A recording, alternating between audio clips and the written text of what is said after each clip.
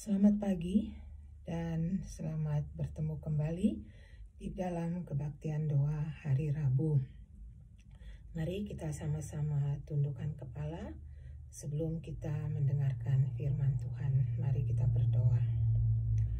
Tuhan Bapa yang bertakhta di dalam surga, kami bersyukur, berterima kasih kami boleh diberi kesempatan untuk kembali mendengar firman Tuhan.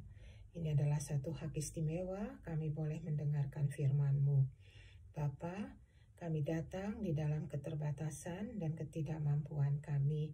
Oleh karena itu kami mohon Roh Kudus-Mu menguasai hati dan hidup kami sepenuhnya, supaya firman Tuhan yang akan kami dengar boleh menjadi berkat yang mengubahkan hidup kami dan mempermuliakan nama Tuhan. Terima kasih Tuhan, di dalam nama Yesus kami berdoa dan bersyukur. Amin.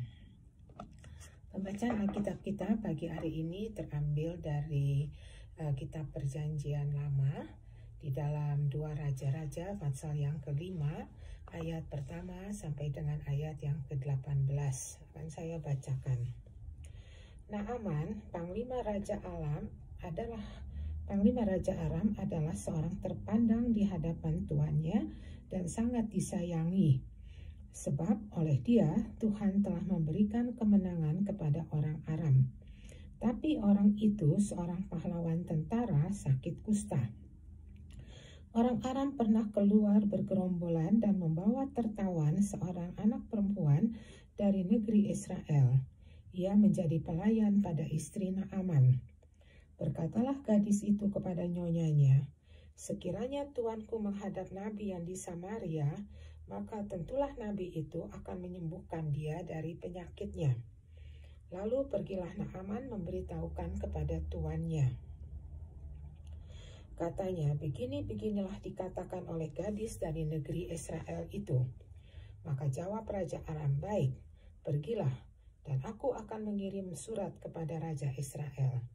Lalu pergilah Naaman dan membawa sebagai persembahan 10 talenta perak dan 6.000 shikal emas dan 10 potong pakaian. Ia menyampaikan surat itu kepada Raja Israel yang berbunyi, sesampainya surat ini kepadamu, maklumlah kiranya bahwa aku menyuruh kepadamu Naaman, pegawaiku, supaya engkau menyembuhkan dia dari penyakit kustanya. Segera sesudah Raja Israel membaca surat itu, dikoyakkannyalah pakaiannya serta berkata, Allahkah aku ini yang dapat mematikan dan menghidupkan, sehingga orang ini mengirim pesan kepadaku supaya kusembuhkan orang ini dari penyakit kustanya? Tapi sesungguhnya perhatikanlah dan lihatlah, ia mencari gara-gara terhadap aku. Segera sesudah didengar Elisa abdi Allah itu bahwa Raja Israel mengoyakkan pakaiannya, dikirimnyalah pesan kepada Raja bunyinya, mengapa engkau mengoyakkan pakaianmu? Biarlah ia datang kepadaku, supaya ia tahu ada seorang nabi di Israel. Kemudian datanglah Naaman dengan kudanya dan keretanya, lalu berhenti di depan pintu rumah Elisa. Elisa menyuruh seorang suruhan kepadanya mengatakan, pergilah, mandi 7 kali dalam sungai Yordan, maka tubuhmu akan pulih kembali, sehingga engkau menjadi tahir. Tetapi pergilah Naaman dengan gusar sambil berkata, aku sangka bahwa setidak-tidaknya ia datang keluar dan berdiri memanggil nama Tuhan Allahnya, lalu menggerak-gerakkan tangannya di atas tempat penyakit itu, dan dengan demikian menyembuhkan penyakit kustaku. Bukankah Abana dan Parpar sungai-sungai Damsyik lebih baik daripada sungai di Israel? Bukankah aku dapat mandi di sana dan menjadi tahir? Kemudian berpalinglah ia dan pergi dengan panas hati. Tetapi pegawai-pegawainya datang mendekat serta berkata kepadanya, Bapak, seandainya nabi itu menyuruh perkara yang sukar kepadamu, bukankah Bapak akan melakukannya? Apalagi sekarang ia hanya berkata kepadamu, mandilah dan engkau akan menjadi tahir. Maka turunlah ia membenamkan dirinya 7 kali dalam sungai Yordan, sesuai dengan perkataan abdi Allah itu, lalu pulihlah tubuhnya kembali. seperti tubuh seorang anak, dan ia menjadi tahir. Kemudian kembalilah ia dengan seluruh pasukannya kepada abdi Allah itu. Setelah sampai, tampillah ia ke depan Elisa dan berkata, "Sekarang aku tahu bahwa di seluruh bumi tidak ada Allah kecuali Allah Israel. Karena itu, terimalah kiranya suatu pemberian dari hambamu ini." Tapi Elisa menjawab, "Demi Tuhan yang hidup, yang di hadapannya aku menjadi pelayan, sesungguhnya aku tidak akan menerima apa-apa." Dan walaupun Naaman mendesaknya supaya menerima sesuatu, ia tetap menolak. Akhirnya berkatalah Naaman, "Jikalau demikian, biarlah diberikan kepada hambamu ini tanah sebanyak muatan sepasang bagal, sebab hambamu ini tidak lagi akan mempersembahkan korban bakaran atau korban kesembelihan kepada Allah lain, kecuali kepada Tuhan. Dan kiranya Tuhan mengampuni hambamu ini dalam perkara yang berikut. Apabila tuanku masuk ke kuil Rimon untuk sujud menyembah di sana, dan aku menjadi pengapitnya, sehingga aku harus ikut sujud menyembah di dalam kuil Rimon, kiranya Tuhan mengampuni hambamu dalam hal ini." Sekian pembacaan Alkitab kita. Saudara, Naaman adalah seorang panglima Raja Aram. Dia adalah seorang yang terpandang dan dia sangat disayangi oleh tuannya. Dan melalui Naaman, Tuhan juga memberikan banyak kemenangan-kemenangan kepada bangsa Aram.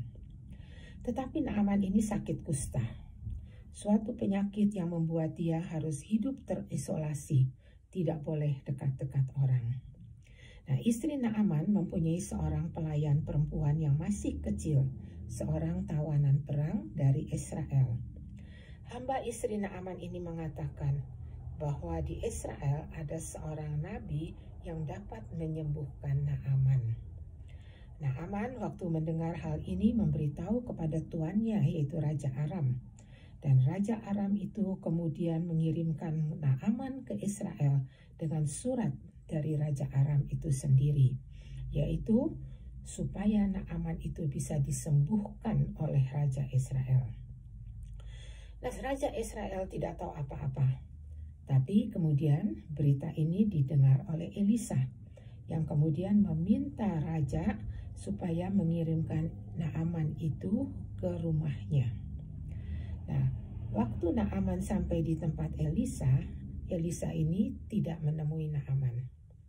Ia hanya menyuruh hambanya mengatakan kepada Naaman supaya dia itu mencelupkan badannya di sungai Yordan sebanyak 7 kali.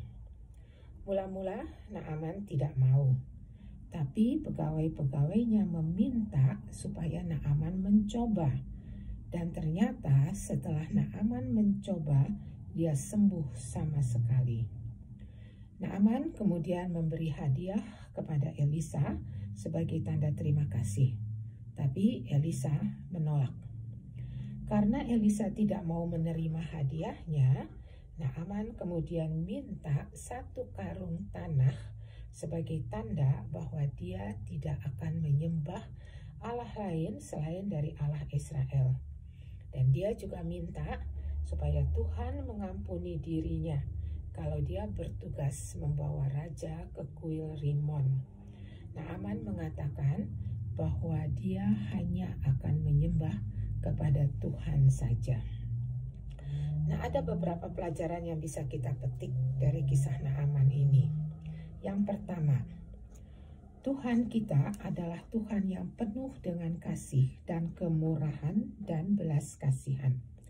Dan Tuhan kita juga adalah Tuhan yang maha tahu. Dia tahu segala sesuatu di dalam dirinya, di dalam diri kita masing-masing.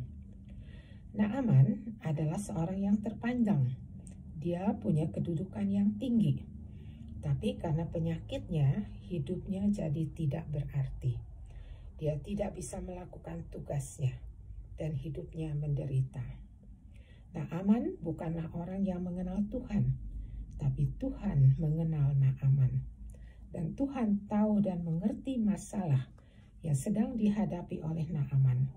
Tuhan tahu bahwa Naaman ingin sembuh, dan karena itu Tuhan yang penuh dengan belas kasihan tidak tinggal diam, tapi Tuhan bekerja supaya masalah Naaman ini bisa diselesaikan. Nah, Tuhan bekerja melalui seorang anak wanita kecil tawanan perang yang berasal di Israel. Wanita kecil ini yang mengatakan kepada Naaman, ada seorang nabi di Israel yang bisa menyembuhkan. Nah, kemudian Tuhan juga bekerja melalui Raja Aram yang mengizinkan Naaman pergi dengan surat pengantar dari Raja Aram ini. Orang yang terkena sakit kusta harus diisolasikan, tidak boleh pergi bersama dengan orang lain, juga tidak boleh bertemu dengan orang lain. Nah, di sini Raja Aram mengizinkan Naaman untuk pergi bertemu dengan Raja Israel. Ini adalah pekerjaan Tuhan. Kemudian, waktu Naaman sampai di Israel dan dia bisa bertemu dengan Nabi Elisa, itu pun pekerjaan Tuhan. Dan akhirnya Tuhan juga bekerja melalui pegawai-pegawai Naaman yang meminta supaya Naaman mentaati apa yang dikatakan oleh Elisa, karena pada mulanya Naaman tidak mau mentaati. Nah, inilah pelajaran yang bisa kita ambil. Tuhan itu penuh belas kasihan. Apapun masalah kita, siapapun kita, Tuhan tidak tinggal diam, tapi Tuhan bekerja dengan berbagai macam cara supaya masalah kita bisa selesai. Yang kedua, di dalam menyelesaikan masalah kita, Tuhan akan menyatakan kehendaknya melalui firman-Nya yang disampaikan melalui hamba-Nya atau melalui orang-orang di sekitar kita. Nah, di sini Tuhan mengharapkan ketaatan yang penuh untuk melakukan firman-Nya. Ketidaktaatan pada firman Tuhan akan membuat masalah kita tidak selesai, dan keinginan kita untuk mendapat jalan keluar tidak akan kita dapatkan. Firman yang Tuhan nyatakan mungkin seringkali tidak sesuai dengan keinginan atau pikiran kita, tapi Tuhan ingin agar kita melakukannya dengan iman. Pada waktu bertemu dengan Elisa, Naaman mengharapkan Elisa datang kepadanya, lalu melambai-lambaikan tangan, berseru kepada Tuhan atau meletakkan tangannya atas penyakitnya supaya dia bisa disembuhkan. Tapi ternyata Elisa sama sekali tidak menemui Naaman. Dia hanya menyuruh hambanya mengatakan kepada Naaman, mandi atau celupkan badanmu di sungai Yordan 7 kali. Naaman sulit untuk melakukan perintah ini. Tetapi pegawai-pegawainya minta supaya Naaman mencoba, karena perintah Elisa itu tidaklah berat. Naaman mencoba, dan ternyata dia sembuh sama sekali. Kalau Naaman tidak mau taat, dia tidak akan mendapatkan kesembuhan. Nah, inilah pelajaran yang kedua yang bisa kita petik. Tuhan bekerja menyelesaikan masalah kita, tapi Tuhan juga menghendaki kita taat sepenuhnya pada firman yang Tuhan sampaikan, kepada firman yang Tuhan ingin kita lakukan. Dan ketidaktaatan akan membuat kita tidak mendapatkan apa yang kita inginkan. Hal yang ketiga, dari kisah Naaman kita juga bisa belajar apa yang membuat kita seringkali tidak dapat atau sulit untuk melakukan firman Tuhan. Bagi Naaman ada 3 hal yang membuat dia sulit untuk mentaati firman Tuhan. Yang pertama adalah pride atau kesombongan. Naaman merasa dirinya terpandang, dan di negaranya banyak sekali sungai yang bersih daripada lebih bersih daripada sungai Yordan. Naaman merasa dirinya terhina kalau dia mandi di sungai yang kotor ini. Nah, kesombongan inilah yang membuat Naaman pada mulanya tidak mau mentaati firman Tuhan. Yang kedua adalah kemarahan. Ada rasa marah di dalam diri Naaman karena Elisa tidak mau keluar dan tidak mau menghampirinya. Naaman marah dan gusar karena merasa tidak dihormati. Nah, ini kemarahan juga yang seringkali membuat kita tidak bisa mentaati firman Tuhan. Dan yang ketiga, Naaman itu tidak percaya. Naaman meragukan atau tidak percaya bahwa dengan mencelupkan badannya di sungai Yordan dia akan sembuh. Naaman mungkin juga berpikir apa jadinya kalau dia tidak sembuh. Mungkin dia akan dipermalukan. Nah, ketidakpercayaan dan keraguan ini yang juga membuat Naaman itu pada mulanya tidak mau mentaati firman Tuhan. Nah, inilah sedikitnya 3 hal yang membuat Naaman pada mulanya tidak mau taat pada apa yang dikatakan Elisa. Tapi Naaman kemudian berserah. Dia merendahkan diri dan mentaati firman Tuhan. Ketiga hal ini juga bisa terjadi di dalam kehidupan kita. Oleh karena itu kita perlu untuk selalu memeriksa diri kita di hadapan Tuhan, supaya kita bisa mentaati firman Tuhan dengan penyerahan, dengan kerendahan hati, dengan iman, bahwa apa yang Tuhan katakan itu benar, sekalipun tidak sesuai dengan pikiran kita. Yang terakhir, dari cerita Naaman kita juga bisa belajar bahwa sakit kusta atau masalah yang dihadapi oleh Naaman ada di dalam rencana Tuhan yang baik. Naaman menjadi orang yang berubah.